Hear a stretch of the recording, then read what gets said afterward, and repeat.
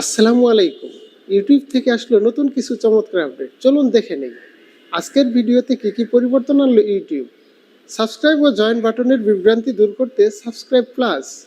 অনেকেই বোঝে না সাবস্ক্রাইব আর জয়েন বাটনের পার্থক্য। এই সমস্যার সমাধানে ইউটিউব এখন নতুন একটি বাটন টেস্ট করছে, নাম হচ্ছে সাবস্ক্রাইব প্লাস। এটি শুধু কিছু ইউজারদের মোবাইল, ডেস্কটপ এবং টিভিতে দেখা যাবে, যেন মেম্বারশিপ সুবিধা বোঝা সহজ হয়।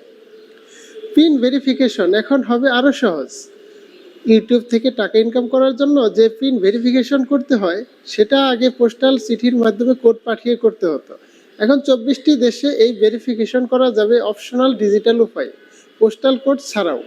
বাংলাদেশে এখনও চালু হয়নি, কিন্তু আসবে বলে আশা করা যাচ্ছে। ক্রিয়েটর মিউজিকে এলো এআই মিউজিক জেনারেটর।